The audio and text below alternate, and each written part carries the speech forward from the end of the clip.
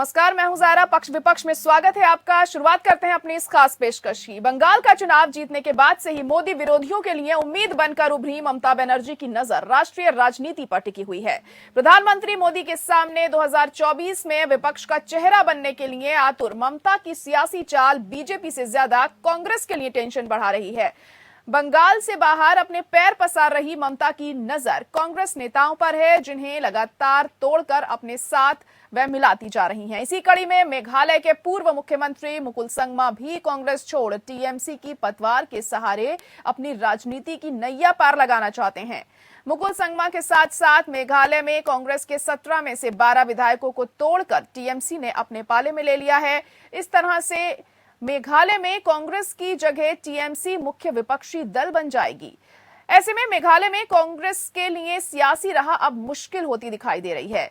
राष्ट्रीय राजनीति में खुद को स्थापित करने और पार्टी का देश भर में विस्तार करने के मकसद से जुटी ममता बनर्जी कांग्रेस के विपक्षी गोलबंदी की कोशिशों पर ग्रहण बनती जा रही हैं।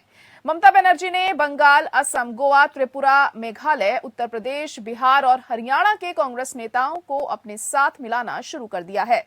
ममता के इस दाव से बीजेपी के लिए शायद ही कोई परेशानी हो, लेकिन कांग्रेस के लिए यह सबसे ज्यादा चिंता की बात है, क्योंकि राष्ट्रीय स्तर पर कांग्रेस की जगह टीएमसी खुद को स्थापित कर रही है।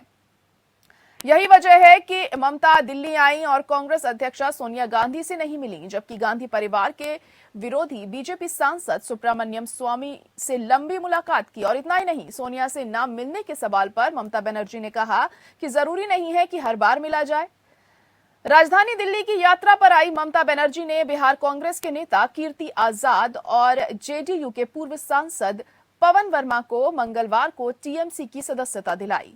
कीर्ति आजाद बिहार के पूर्व मुख्यमंत्री भागवत झा के बेटे हैं और बीजेपी से सांसद रह चुके हैं। कीर्ति आजाद ब्राह्मण समाज से आते हैं, तो जेडीयू छोड़कर टीएमसी में एंट्री करने वाले पवन वर्मा ओबीसी समाज से आते हैं। बिहार के इन दोनों नेताओं को टीएमसी में शामिल कराने के पीछे चुनावी रणनीतिकार प्रशांत किशोर की भूमिका मानी जा रही है। हरियाणा विधानसभा चुनाव से ठीक पहले कांग्रेस छोड़ अपनी पार्टी बनाने का नाकाम प्रयोग करने वाले अशोक तंवर भी ममता बनर्जी की मौजूदगी में टीएमसी में शामिल हो गए हैं। तंवर हरियाणा कांग्रेस के अध्यक्ष रह चुके हैं। वो दलित समुदाय से आते हैं और एक समय राहुल गांधी के करीबी नेताओं में से गिने जाते हैं। ऐसे में ममता ने तंवर को अपने साथ लेकर हरियाणा में टीएमसी को खड़ा करने का जिम्मा वो सौंप सकती हैं। असम से सांसद रही सुष्मिता देव और उत्तर प्रदेश पूर्व विधायक ललितेश पति त्रिपाठी पहले ही कांग्रेस छोड़कर टीएमसी की सदस्यता ग्रहण कर रहे हैं। सुष्मिता देव महिला कांग्रेस की राष्ट्रीय अध्यक्ष थीं और राहुल गांधी के करीबी नेताओं में शुमार की जाती थीं। असम में कांग्रेस का चेहरा रही, लेकिन अब ममता बनर्जी ने उन्हें अपने साथ मिलाया और राज्यसभा भी भेज दिया। वहीं ललितेश पति त्रिपाठी भी गांधी परिवार के करीबी और कांग्रेस से 3 पीढ़ियों का उनका नाता था। कांग्रेस के दिग्गज नेता रहे पंडित कमलापति त्रिपाठी के प्रपौत्र ललितेश पति त्रिपाठी हैं। यूपी में प्रियंका गांधी की टीम में प्रदेश उपाध्यक्ष थे, लेकिन चुनाव से ठीक पहले कांग्रेस को अलविदा कर ममता का दामन थाम लिया है। ऐसे में ममता ने अब उनके कंधों पर यूपी में टीएमसी को खड़े करने का जिम्मा सौंपा है। गोवा के पूर्व सीएम लुइजिन्हो फ्लेरियो को ममता बनर्जी ने अपने साथ मिलाकर कांग्रेस को झटका दिया था। ममता बनर्जी बंगाल चुनाव जीतने के बाद सबसे पहले अपने राज्य में विपक्षी दलों में सेंधमारी शुरू की। बंगाल में बीजेपी से जीत कर आए नेताओं को अपने साथ मिलाने का सिलसिला मुकुल रॉय के साथ शुरू किया। इसके बाद वो लगातार बीजेपी विधायकों को अपने साथ मिलाती जा रही हैं। दरअसल ममता बनर्जी कांग्रेस और बीजेपी के तमाम नेताओं को जोड़कर पैन इंडिया टीएमसी की मौजूदगी कराना चाहती हैं, ताकि 2024 में नरेंद्र मोदी के विकल्प के रूप में मजबूती से खुद को पेश कर सकें। इससे सबसे बड़ा सियासी झटका कांग्रेस के लिए है, जो 2024 के लोकसभा चुनाव में पीएम मोदी के खिलाफ विपक्षी दलों की एकता बनाने का सपना संजो रही थी।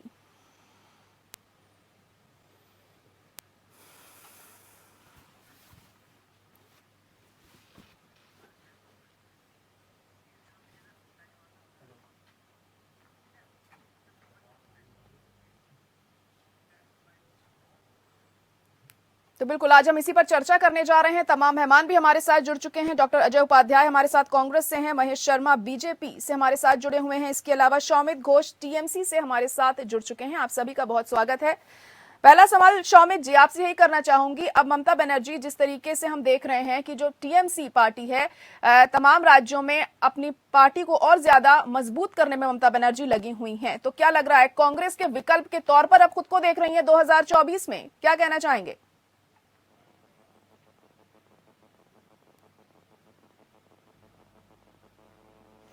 सवाल मेरे लिए है जी शौमित जी आपसे पूछना चाह रही हूँ। जी जी जी देखिए, सबसे पहले तो मैं एपीएन न्यूज के दर्शकों को मेरा good evening all of you. देखिए, सबसे पहली बात, हम कोई पार्टी को नहीं तोड़ रहे हैं। ये इसका मतलब कुछ नहीं है कि हम कोई पार्टी से जाके कह रहे हैं कि आप पार्टी छोड़ के चले आइए। अगर कोई अपने पार्टी छोड़कर आ रहे हैं, ये हर पार्टी से आ रहा है, कोई कांग्रेस से आ रहा है, कोई जेडीयू से आ रहा है, कोई बहुत सारे छोटे पार्टी से भी लोग आ रहे हैं। इसका मतलब तो ये साफ दिख रहा है कि लोग एक ऑल्टरनेटिव को चूज करना चाहते हैं, और वो ऑल्टरनेटिव है ऑल इंडिया तृणमूल कांग्रेस। ममता बनर्जी को एज एन अपोजिशन लीडर उनको लग रहा है, लोगों को लग रहा है कि देश की जनता को भी अगले साल में कुछ ही महीनों में उन लोगों को, देश की जनता को भी ये पता चल जाएगा कि अगर नरेंद्र मोदी की जो सरकार पिछले 7-8 साल से चल रहा है, जहां पर हर दिन आप देख रहे हैं बेरोजगारी बढ़ रहा है, हर दिन वहां पर जो किसान आंदोलन चल रहा था इतने सालों से, उसके बाद हमारे सीएम साहब ने उन लोगों से, जो हमारे किसान है उन लोगों से हाथ जोड़कर क्षमा मांगे हैं। हम अप्रिशिएट करते हैं ये, लेकिन अगर ये कुछ पहले कर देते तो 750 से ज्यादा लोग नहीं मरते, हमारे किसान भाई नहीं मरते। तो लोगों को ये लग रहा है कि जो सरकार चल रहा है, अगर इसी को चेंज करना चाहिए तो इसके खिलाफ एक स्ट्रॉन्ग फेस चाहिए। जो फेस है ममता बनर्जी, क्योंकि ममता बनर्जी ने ये कर दिखाया है कि वो बीजेपी के खिलाफ एक स्ट्रॉन्ग उनका स्टेटमेंट और उनका स्टेट, उनका जो पोजीशन, वो हमेशा बीजेपी के खिलाफ 2014 से है। और एक वजह है, यही एक वजह है कि देश की हर एक कोने से, कोई एक पर्टिकुलर एरिया से नहीं, अगर नॉर्थ ईस्ट हो, या आप देखेंगे कि एकदम आपका यूपी में हो, एकदम हार्ट गोवालय से हो, या आप देखेंगे कि दिल्ली से हो, हर एक स्टेट से, या गोवा से हो जी, एकदम मतलब west part of our country, वहां पर से भी लोग टीएमसी में शामिल हो रहे हैं। इसके और एक वजह भी मुझे ये लगता है कि और एक वजह ये है कि इसके पहले बहुत छोटे छोटे स्टेट में सरकार बनाने का चांस, जैसे गोवा के एग्जाम्पल, अगर आप पिछले साल के असेंबली इलेक्शन गोवा में आप देखेंगे, गोवा में कांग्रेस को ज्यादा से ज्यादा सीट मिला था, लेकिन फिर भी वहां पर सरकार नहीं बना पाया। तो लोगों को अगर लग रहा है कि ये टीएमसी इसे ऑल्टरनेटिव ऑफ बीजेपी के खिलाफ ये लड़ सकता है, नरेंद्र मोदी के खिलाफ एक स्ट्रॉन्ग फेस चाहिए, और वो स्ट्रॉन्ग फेस अभी कांग्रेस में नहीं है, कोई ऑल्टरनेटिव, कोई अपोजिशन पार्टी में नहीं है, वो स्ट्रॉन्ग फेस इस ममता बनर्जी। तो इससे हमारे क्या गलती है? लोग आ सकते हैं, और हमारी ऑल इंडिया पार्टी है जी बिल्कुल। अगर यही स्थिति रही, अगर यही हालात रहे, तो कहीं ऐसा ना हो कि आने वाले चुनावों में जो बीजेपी और टीएमसी का आमना सामना हो, जिस तरीके से हम देखते थे बीजेपी और कांग्रेस एक बड़ी पार्टी है हमारे देश की, और लेकिन जो स्थिति कांग्रेस की हमें अभी देखने को मिल रही है वो ठीक नहीं है। अजय उपाध्याय जी आप इस पर क्या कहना चाहेंगे, जो कांग्रेस के तमाम बड़े नेता टीएमसी का दामन थाम रहे हैं?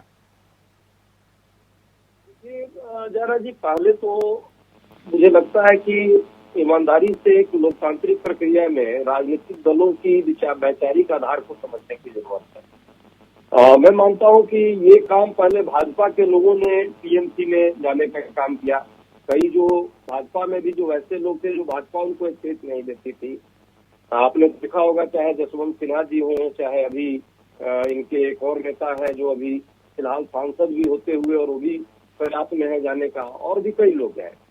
अब धीरे धीरे वैसे लोग हमारे यहाँ से भी निश्चित तौर पे गए हैं, और मैं इसको स्वीकारता हूँ, नहीं जाना चाहिए था, इसको भी मैं स्वीकारता हूँ। लेकिन सच्चाई ये भी है कि जो लोग गए हैं उनकी क्या वक्त है और क्या वजूद है हमारी पार्टी में था, इसको भी जरा एक गहन विश्लेषण का जरूरत है। देखिए, वजूद जो भी रहा हो, लेकिन एक बड़ी संख्या है ऐसे लोगों की जो टीएमसी में शामिल हुए हैं, और इससे आपको खासा नुकसान हो सकता है, क्योंकि मौजूदा स्थिति कांग्रेस की भी बेहतर हमें देखने को नहीं मिल रही है।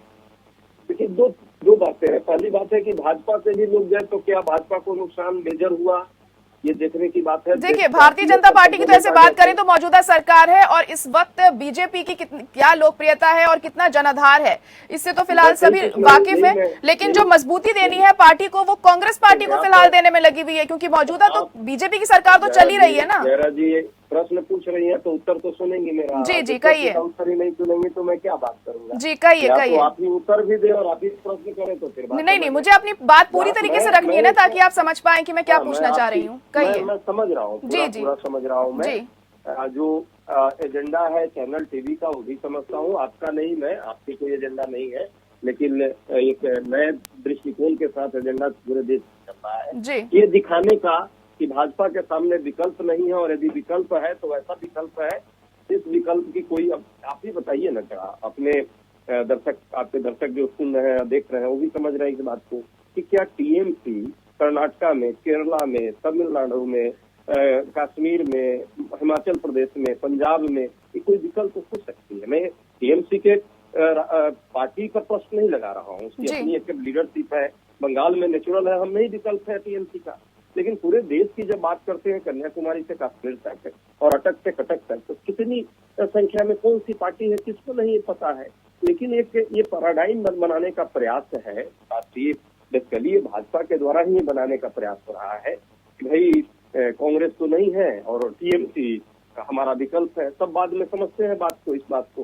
देखिए, विकल्प जो है इस देश की जनता आज के डेट में, और जनता बहुत समझदार है, समझ रही है महंगाई की मार कैसे उस पर पड़ी है, बेरोजगारी का क्या आलम है, किस तरह किसानों के साथ अत्याचार अन्याय हुआ है। इन सारे मुद्दों पर जब चर्चा होगी और जब सारे मुद्दों पर एरियावाइज क्षेत्रीय स्तर पर जब बात होगी, तो निश्चित तौर पे जब भाजपा का विकल्प की बात आएगी तो विकल्प कौन होगा इसमें कहने की जरूरत नहीं है। हाँ, ये जरूर है हमारी तरफ से कि हम, क्योंकि यूपीए का भी पार्ट है और यूपीए के हमारे और घटक दल हैं, हम उन सबसे प्रयास कर रहे हैं कि वो लोग भी कोई न कोई रास्ता निकालें। जब बात होगी तो उन लोगों को बैठ के हम लोग बात करेंगे। अब टीएमसी का ठीक कहाँ जानता है लोग, तमिलनाडु में कहाँ जानता है, कश्मीर में कहाँ जानता है, हिमाचल में टीएमसी का फर्म, फुल फर्म भी कई जगह लोग नहीं जानते हैं। तो वो यदि भाजपा का विकल्प बन रही है तो ये अपने आप में देश के आम मतदाता के साथ हम, तो इस सच्चाई को हम सबको स्वीकारने की जरूरत है। बाकी चीजें ठीक है, राजनीति में आया राम गया राम कुछ लोग होते हैं, जाते आते रहते हैं, समान विचारधारा की। लेकिन डॉक्टर अजय उपाध्याय जी, आपको नहीं लगता है कि आपको फिलहाल पार्टी को और ज्यादा मजबूती देने की जरूरत है? फिर बात चाहे हम उत्तर प्रदेश में करें, अगर जिस तरीके से चुनाव होने वाले हैं, अब ज्यादा दूर नहीं है चुनाव, और मौजूदा हालात जो हैं वो हम देख रहे हैं, जितने भी छोटे दल हैं वो आपके साथ आने को तैयार नहीं है। नहीं, आपका ये सजेशन एकदम सही है और आपकी इस सुझाव का भी हम स्वागत करते हैं कि छोटे दलों में कुछ दल है जिनकी अपनी उत्तर प्रदेश में अपनी राजनीतिक मजबूरियां हैं, या हो सकता है वो निश्चित तौर पे उत्तर प्रदेश में थोड़ा हमसे ज्यादा मजबूत है, तो उन परिस्थितियों में वो नहीं आना चाह रहे हैं। लेकिन देश के अन्य कोने की बात हम करें तो आज भी यूपीए जो था पहले, वो यूपीए के सारे घटक दल अभी इंटेक्ट है, बल्कि एनडीए में नहीं है इंटेक्ट। आपने देखा बहुत सारे एनडीए के लोग छोड़ हमारे पास आए, शिवसेना जैसी पार्टियां भी हमारे पास हैं।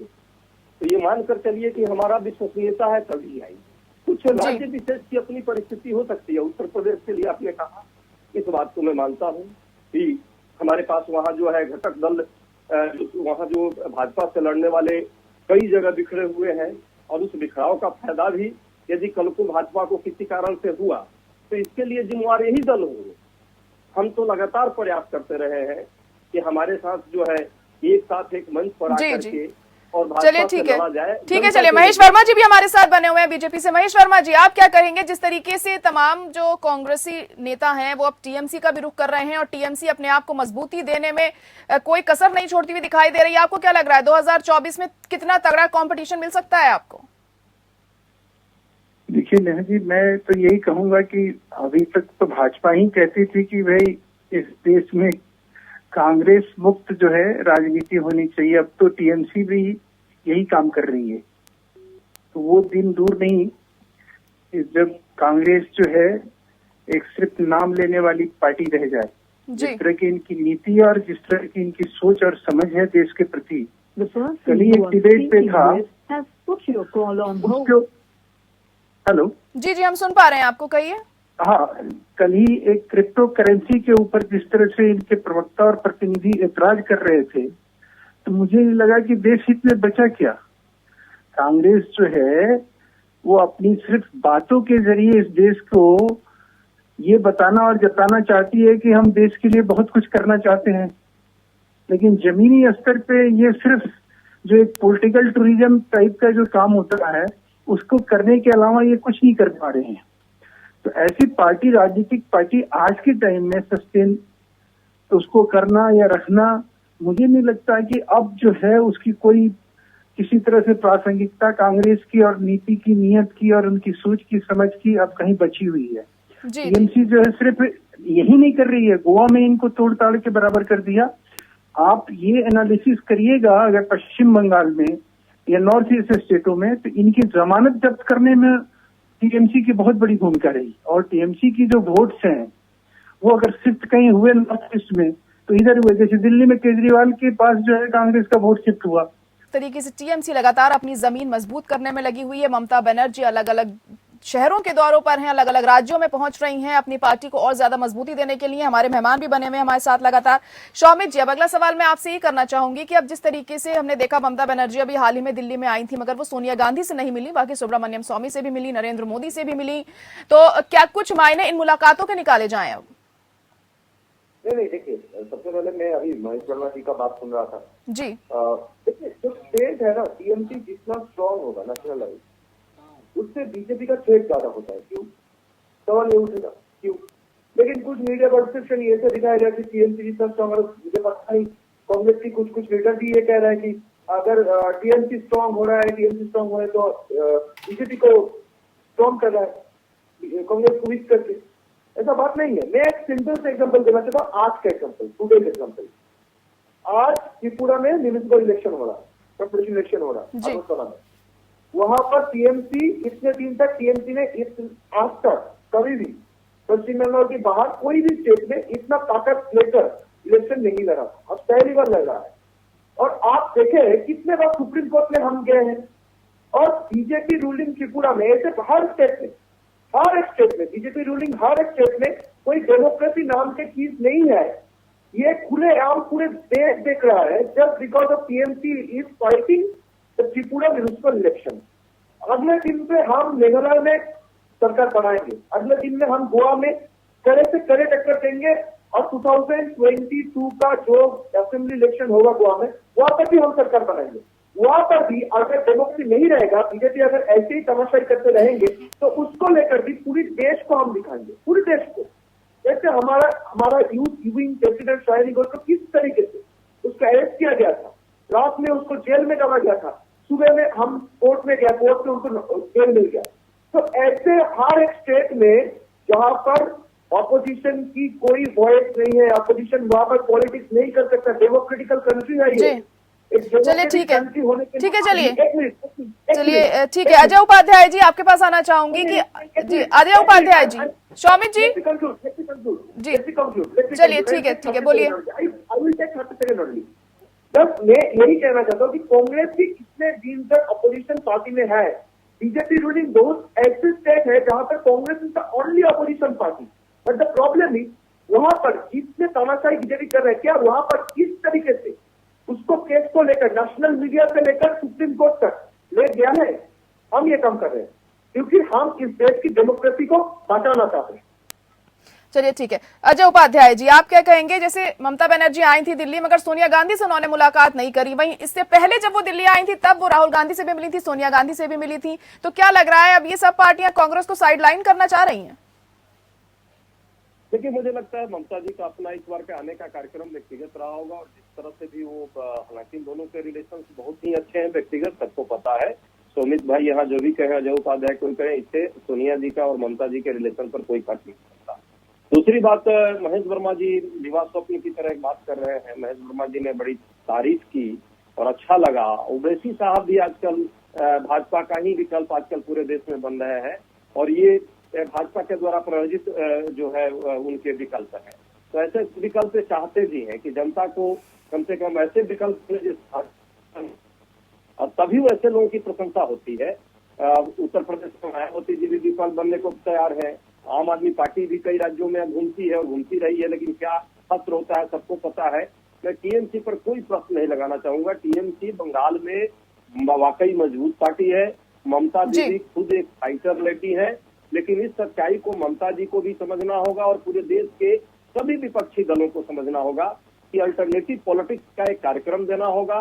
भाजपा से सिर्फ लड़ना नहीं है, लड़ने के साथ साथ हमें क्या देना है ये भी जरूरी है, कार्यक्रम भी चाहिए और ये एक व्यापक पैमाने पर काम होगा। ये चैनल पर टीवी पर बैठ के हम डिसाइड कर ले, इससे नहीं होगा। देश में विकल्प क्या है ये जनता भली भांति समझती है। महंगाई और बेरोजगारी से मुक्ति के लिए कौन पार्टी अटक से कटक तक और कश्मीर से कन्याकुमारी तक जिसका आधार होगा वही भाजपा से लड़ पाएगी। ठीक है, बाकी पार्टियों को भी हमको लेके चलना होगा। ऐसा नहीं है कि हम अकेला लड़ेंगे। चलिए ठीक है, ठीक है, आज उसको बहुमत मिली है, लेकिन वो भी ठीक है। चलिए महेश वर्मा जी, सब आज जी बिल्कुल। महेश वर्मा जी, आप क्या कहना चाहेंगे इस पर कि अब जिस तरीके से मौजूदा हालात जो हम देख रहे हैं, तमाम जो कांग्रेसी हैं टीएमसी में जा रहे हैं और ममता बनर्जी में नरेंद्र मोदी से मुलाकात करी दिल्ली में आकर, आप किस नजरिए से इन मुलाकातों के मायने निकाल रहे हैं? आपका क्या कहना है? देखिए नेहा जी, मैं ये बताऊंगा आपको कि आजादी से लेकर अब तक जो है ना लगभग 38 ऐसी पार्टियों का निर्माण हुआ जो इसी प्रकार से हुआ जैसे ममता जी का हुआ है। ये क्षेत्रीय पार्टियों का उभार जो है, जो अपॉर्चुनिस्टिक कुछ लोग होते हैं, मैंने तो ऐसे एक तो शुरुआती मैंने मंतव्य रखे, उससे हमने ये जरूर कहे आपसे कि कांग्रेस मुक्त भारत के अभियान में जो है टीएमसी भी कहीं शामिल हुई है, तो उसका मतलब ये नहीं है कि इसका टीएमसी जो है ये जो करने जा रही है या जिस तरह की ये राजनीतिक इंजीनियरिंग कर रही है, ये राजनीतिक कवायद कर रही है, इससे बहुत बड़ा लाभ जो है राजनीतिक रूप से भारत को होना है या राजनीतिक दृष्टि से जो है ये कोई अच्छी बात नहीं है। क्योंकि इस तरह के जो है ना, इस चीजों से, ऐसी चीजों से जो है देश का जो एक निर्माण का काम है, जो विकास का काम है, वो अवरुद्ध होता है। क्योंकि राजनीतिक अवसरवादिता जो है वो हमेशा लालच, स्वार्थ या उस चीज को आकर्षित करती है जिसमें लोगों का अपना व्यक्तिगत भला ही दिखता है कि भाई हम जो है उस पद और प्रतिष्ठा को पाकर और किस तरह से हम अपने लिए कुछ कर लें। चलिए ठीक है, इस तरह की सोच और इस तरह की सोच से अगर कोई चीज का निर्माण हो रहा है तो निश्चित रूप से उसका कोई, चलिए ठीक है। देखिए, ये तो आने वाला वक्त बताएगा कि किसको कितना फायदा होगा। जिस तरीके से मेहनत तमाम पार्टियां कर रही हैं खुद को मजबूती देने की, आने वाला वक्त बताएगा इसका नतीजा। तो पर फिलहाल आप सभी का बहुत शुक्रिया हमारे साथ जुड़ने के लिए, और पक्ष विपक्ष में आज के लिए इतना ही। मुझे दीजिए इजाजत, नमस्कार।